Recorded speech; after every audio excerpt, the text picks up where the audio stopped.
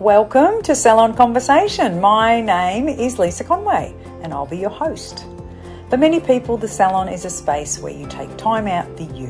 You chat with your stylist or your therapist about anything and everything, but most importantly, you leave feeling refreshed and beautiful. These are the types of conversations that I'm interested in. Sometimes these conversations are with a guest and other times it's just going to be me. But I promise you, nothing is off the table because we all love an engaging salon conversation.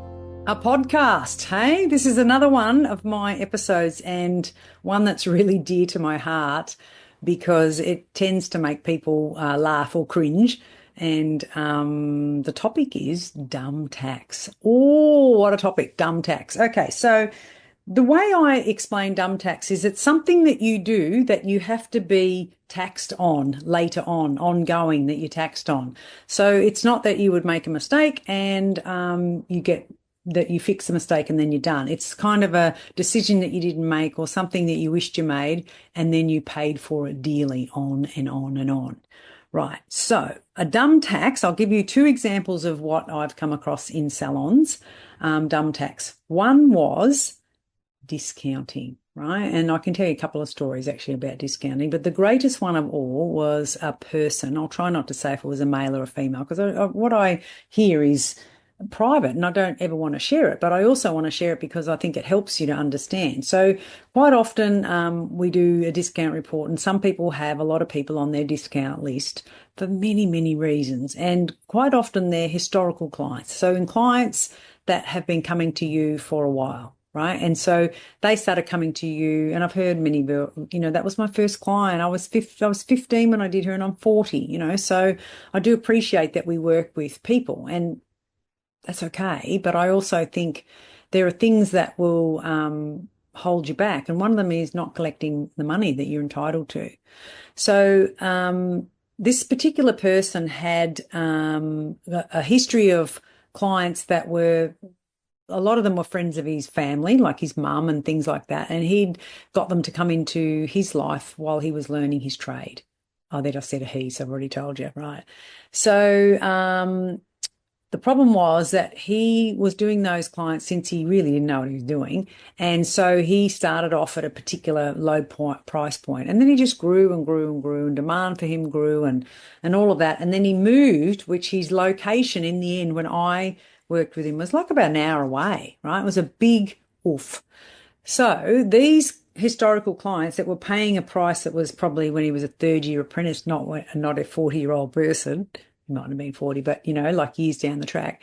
And so that had never been raised. So every time he raised a price or something, he raised it for the new clients, but never for the old.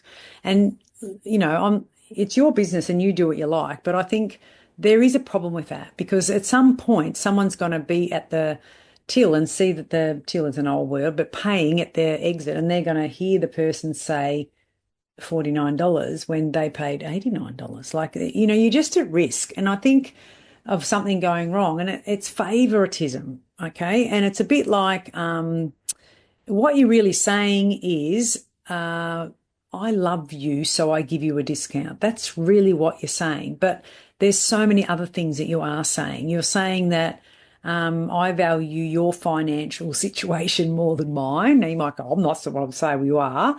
You might be saying to your team members that we pick and choose people. We're cherry pickers here and we think some people are worth more to us and that's why we give them a discount.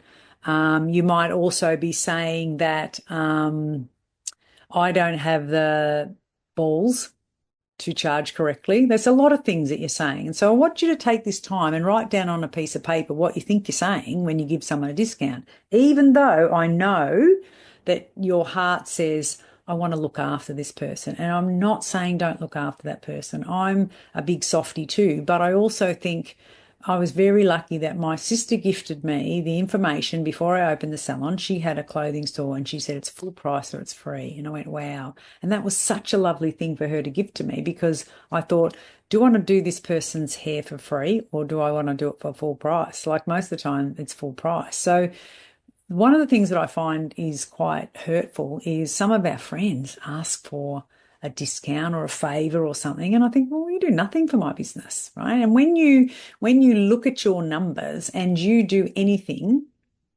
service-wise, your profit margin is 20%. So if you don't believe me, go to your accountant and ask him, how much money did you earn last year? Take out the wages and all the expenses, and what was your profit margin? So if your profit margin is 20%, that means that for every $100 that comes in your business, you keep 20 and you give away $80 out of every $100. So if you're smart enough to have a 30% profit margin, I would doubt, depending on your model, whether it's 40, right? So if it's 20, you give away $20. If you make something 20% less, you just did it for nothing. And people go, no, I'm just using my scissors. No, it was just a wax. It's just a bit of wax. No, it's not just a bit of wax. In that bit of wax and that little bit of work comes your rental, comes your insurance, comes your, I can't think for a minute, superannuation, or all your tax benefits come. So it's not a little bit of wax. So you've got to stop that, right? So when you discount a family member and you do it for, 40% less, that costs you to do it. You go, oh no, no, it does. So I'll just leave that there. The other thing that I want you to understand is the message that you send is dumb tax, right? Because then you're saying, well, the price is negotiable to everyone on your team. And if you're not careful, they'll be doing it. And the dumb tax I paid when I had a salon is I presumed that nobody was discounting, because I wasn't. I didn't show them to discount. I didn't discount anyone. So what happened was, when I first got a computer, yes, I'm a dinosaur, I'm that old, when I went from pen to paper to a computer, and they couldn't change it because the girl who installed my software, she said, do you want anyone to change the price at point of sale? And I said, no, why would anyone? She goes, oh, well, people discount. I said, no, mine girls don't discount. Wow. And I wrote about this in my book. You could hear the brakes screeching and the rubber burning on the wheels of the people who go, and I can't find a button. And I go, why do you want a button? She goes, I don't charge her 57, I charge her 55. Says who? And I was blown away that this was happening and I didn't know. Why didn't I know? Because the money just goes in the till and they write it down. Like, I don't know what happened. I was just dumb tax. That's dumb tax, right? So the dumb tax comes from you not critically thinking what the real outcome is. Right? So when you discount a lady by $10 and another lady by $8 and another lady by 18 and another lady by 4, that's dumb tax, because you add that up, right? And that's what this chap did. You add that up and that is against you. So he was the worst I'd ever seen in all my years, and I've never seen one as bad. Very big ethnic community, so his mum had a lot of friends, let's be honest.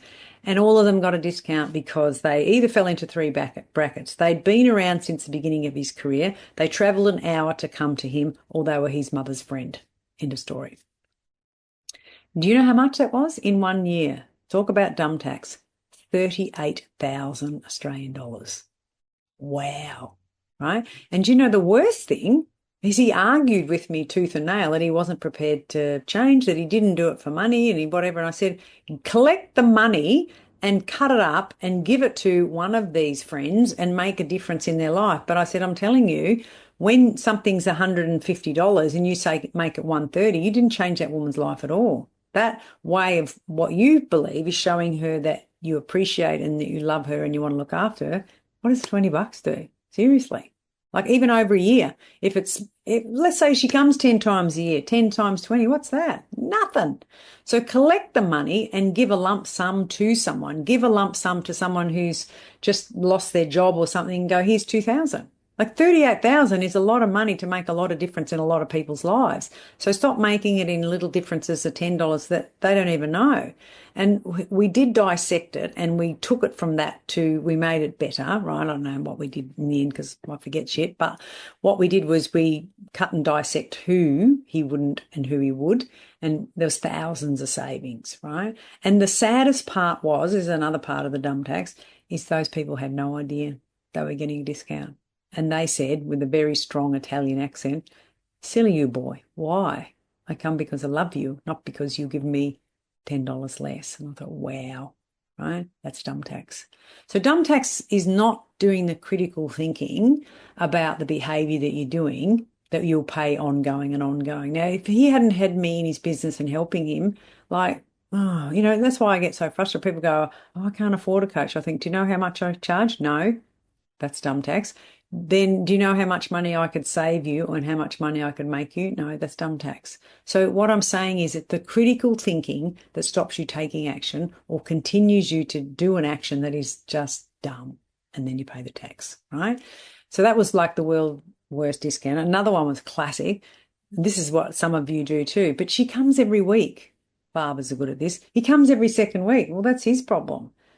If you get a haircut every second or every fourth week, but you have people that come every 2 weeks, why should you charge them less? Oh, it takes me a bit longer. And why? Some people have big heads. Some people have little heads. Some people have thick hair. Some people have 3 hairs on their head. The price is the price. Stop that. That's dumb tax, right? You don't say to someone, I hope you would, but you don't say, Lisa Conway, your hair's really thick and it takes me a long time to blow wave. I need to charge you a bit more. I wish you would. And when you do, I go, yeah, that makes sense. I've been wearing this thick head of hair around my entire life. But what you tend to do is go to the ones that have only got 6 hairs on their head. You go, I can't charge you that. She's only got 6 hairs. If it goes up, it goes down. But what you tend to do is you just make it cheaper for that one because she's only got 6 hairs, but you never charge that one more. Dumb tax. Dumb tax, right? And then that goes on and on and on and on. Another one is you have a person who comes in for a blow wave and she's coming in as a training and the junior girl's going to do her blow wave. And so you say, instead of, let's round it up, instead of it being $50 for blow wave, you make it 40 because she's having it with the junior. And 5 years later, the junior's no longer junior and that girl's still paying 40. Why? Dumb tax, right? Classic. It doesn't, whenever you do any of those, okay, we're prepared to do your blow up, do it for $20, but do it for 4 weeks and say, for 4 weeks, we're going to charge you $20 instead of $50 because this is a first year apprentice. It's going to take her an hour and a half, not 30 minutes, and it's going to cost you that. So really what you're doing is you're paying, all right, you get $10, so you're losing 30 or 40, but what you're doing is you're getting a training model, and that's so valuable. That's not dumb tax. What's dumb tax is you never say, okay, at the end of that, now she's not a 4 out of 10 for her blow wave skills. Now she's an 8 out of 10 for her blow wave skills. So I'll give it to you for 20% for the next 4 weeks. And she's a 10 out of 10 and then it's full price. So there's no measuring what you do. And so when we go through people's discounts, I'm just blown away at the complexity of it. Mine was that there were other people on my team discounting because they'd come from environments where people discounted and they thought it was okay. I didn't give them agency to do that. And so my dumb tax was not asking in an interview process, have you ever discounted a client? And if you did, why? And who gives you permission? Like I didn't do that. So that was my dumb tax. So dumb tax is about ongoing and reoccurring dumb shit. That's it, right? So another one was this girl, she comes every 3 weeks to have her colour done. Yeah, and so I give her a discount. She's been coming forever. And I go, why do you do that? She goes, I don't know. She just won't have anyone else. She only has me. And she's a pain in the arse. She just comes in, she reads a magazine, she gets it done, she leaves. And I just think, if I was to put it up, what do you charge her? 90. What does everyone pay? 130. I said, wow, that's $40 less because she comes every 3 weeks. She goes, I know, but she's so easy and I slap it on. And I thought, yeah, whatever. Okay, so you have to have a conversation with her about that. So, and I educated her on the good news and the bad news. And the good news is, I can't remember what the good news was. Oh, I've been discounting your price for as long as I can remember. The bad news is my business coach called Lisa Conway has found out and she's on my case. And she looks up from her magazine and looks at this girl. I'll never forget her. And I was there, but she told me the story. It was horrific. She said, oh, my God, she was savage by the time she got to me. And she said, I go, and what did she say? She goes, I never told you to give me a discount. Flicked the magazine page and put her head down. And so then the girl who'd been giving her a discount, she goes, I don't even know how it is if I do this, was savage with herself. I said, well, yes, you've been paying dumb tax on that client, but can you see why don't we just focus on the fact that you fixed her? Go, you good thing. No, she was savage and she couldn't get past that. And I just laughed. I said, you are hilarious, right? So I said, now the next thing we're going to do is move her over to someone else. She goes, oh, you're traumatizing me, Lisa. I can't cope. I said, all right, well, we'll leave that for now. But we did move her on, right? So dumb tax is feeling like you have to do this client forever. And I think, why do you have to do this client forever? The only reason you have to do this client forever is you don't have a person in your team who's as good as you. There's your problem, right? So handing this client over, she was so like, it's so funny to think. I just laugh when I think back. She was so savage that she'd been, I don't know, chopping $30 or $40 off for years. And the client didn't know. And she didn't even say, oh, I'm so sorry. Would you like to pay me back? She didn't do any of that. And I think that's what the girl was after. But she just said, I didn't tell you to do that. So in other words, she pushed it right back on her and said, not my problem. And at the end, she said, that'll be that. And she goes, thank you, and took the money and left. Hello. You got to laugh. We do some dumb shit, don't we? But you know what? Who cares? I love my people. We do all this stuff, and I just love the way that they come into my Zoom room and they're so open and willing to share and tell me the dumb shit they do. I had one just not long ago, and I'll move the numbers because it's a bit more fresh. But and she was really emotional about it. And she said she had some people that she's trying to reduce her hours. And that's one of the things that I would love to teach you, how to reduce your hours, because it's such an emotional minefield. So reducing your hours tells your clients, and this is a belief, tells your clients that you don't want to do them anymore.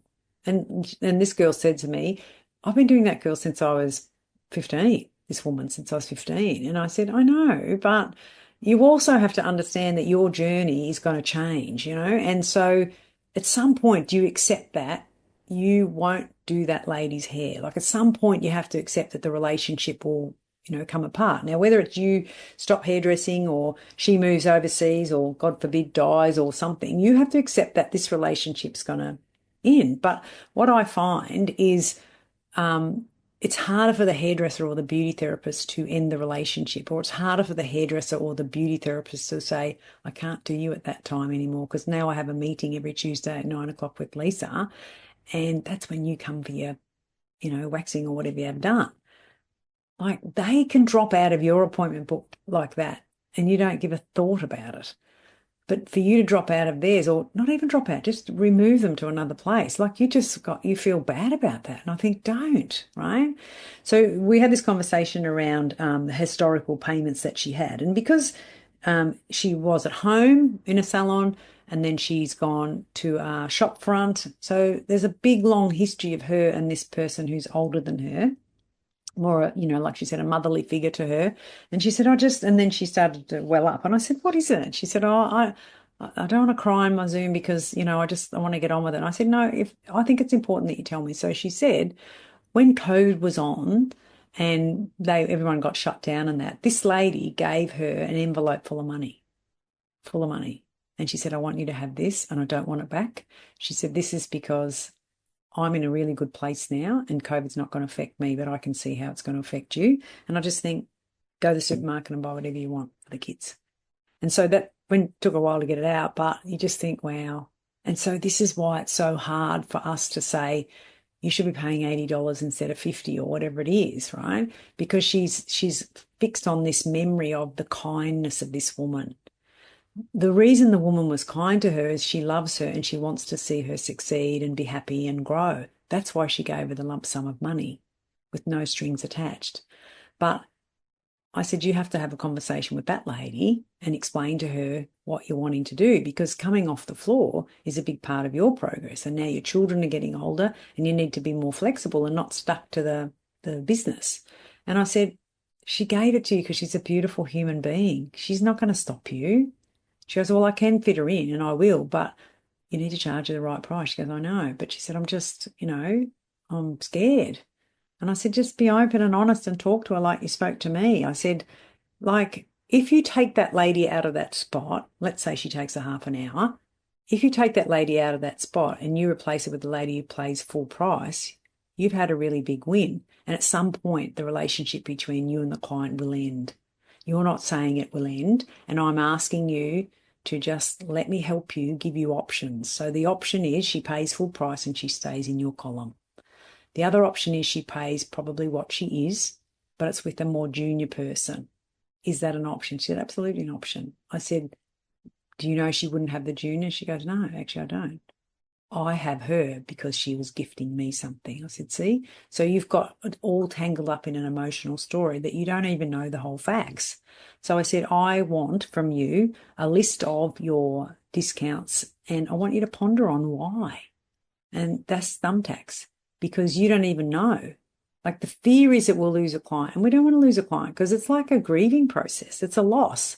So when you lose a client, you feel like you've lost a friend. I get that. But I also think when you remain stuck, you never grow. And therefore you never put money away and you'll always struggle and you won't have, like I want you all to have a buffer in your bank so that you go, no, I never worry that a card will bounce because my zero is $10,000. That's what I want for you. And then I want you to have direct debits where money just goes across every day, not every day, every week for $200 for this, for a holiday. $50 for when your children are adult for their braces and teeth foundation. That's what I'm going to do for my little two granddaughters. $15 a week. I'm not going to miss that. By the time those girls need braces, because I feel a bit guilty that they inherited my teeth, not this set, because this is the set that I had all crowns, like 24 crowns, because I don't have good teeth. And I'm hoping that they're going to have, their mother doesn't have those teeth. So I think my daughter got it from her dad, the good set of teeth. I had the dodgy teeth. But not that I feel guilty, but I just think, wouldn't it be nice that at the time of my grandchildren wanting braces or a crown or something, they'd go, let's have a look in grandma's fund. And there it is, right? So it's not about just having the money for what your responsibilities are. It's about having the money for, I need a holiday, right? And my mother used to call this a runaway account. So not having direct debits and money for a runaway account is dumb tax because you never sat still long enough to set up your financials. And because you're always thinking about it and you never do it, what you tend to do is just keep paying your bills, but you never pay yourself, right? And so there's something that is really powerful in feeling like, no, I get paid, right? Now, even if it is, let's say, for example, and people say, oh, I don't take a wage, and then I argue that they do because I had two today and I said, well, you don't look like you're skinny or starving. You actually look really beautiful, well-groomed women. So I'm not sure where you're getting thing. And they grinned and they said, oh, well, we do. Yeah. And then, and the bottom of the story is they put their house through, the mental block. You put your phone through, so many things they put through their business. Their car goes through. I said, so if you sold this business, do you think the next owner is going to pay for your car payment? They go, no. I said, how much is your car payment? I said, that's a wage. Do you understand? So what about this? Oh, yeah, that goes through the business. That's a wage. So when we add it up, what the 700 that they took, that's only their wage. And then I think it was 800 or 900 of expenses that the business pays for them for their personal / business, which is them. The new owner's not going to pay for, right? New owner's going to pay rent. So not that, but the new owner's not going to pay their superannuation or that's a wage, right? And then they go, wow. I said, exactly wow. So that you don't take a wage or you take a piss poor wage, I'll argue that till the cows come home. And it's fascinating. It doesn't matter how many times I spin the wheel. It comes back to about $1,200-1,300 a week that you clear. That's a wage, right? Some people put their Foxtel through because they have a Foxtel and they have a screen in the salon and they have a screen at home. So they put their Foxtel through. Well, the new owner is not going to pay your Foxtel at home if you was to sell the business. So that's one of the first things. So to me, when people, what dumb tax is something that you're not prepared to do or learn or look at, that you still continue to get stressed again over it down the road, and your break even is one. If you're not prepared to look at where is the money going, then you're just going to pay dumb tax on that again and again and again. It's not as hard as you think. It's really not. The way I do it, it's really easy. The accountant goes, this is your number. I had a classic one last week. And she goes, oh, my break even 7. I said, okay, that's good. What do you bring in? And she said, my worst week would be 8. My best week would be 10. I said, okay. So every week your working account grows by 1,000 or 2 or 3. She goes, no. I said, well, I'm not sure your break even's accurate because I'll be really careful how I say things. I don't want to offend anyone. And she goes, no, I just got it. It's fresh from my account. It's accurate. I said, well, then why isn't the money in there? She goes, damn good question. Because if your break even is 7 and you bring in 8, you pay out 7 and you put that aside to pay all your bills, there should be 1 left, right? Next week you come and you do 10 and you pay 7 out to pay all your bills, there should be 3 left. So now we've got 4. Next week comes in, does 8, you break even 7, now you got 1 left, so it should be 5. She goes, oh, no, that doesn't happen. I said, is your wage in it? She goes, actually, I don't know. I said, good, don't pay dump tax on this. I said, as uncomfortable it is, it's like, swallowing a frog. Swallow the thing, it'll kick you all the way down and then you'll be pleased you did, right? So that's what I talk about, what's dump tax. Let me look at the time because I do get a bit carried away here. Oh, shit, I've got to go. Dump tax is not setting a timer. Goodbye now. I hope you enjoyed that conversation and had a laugh along the way. If you want some more information on what was just discussed, or even just to connect with me, just check out the links in the show notes.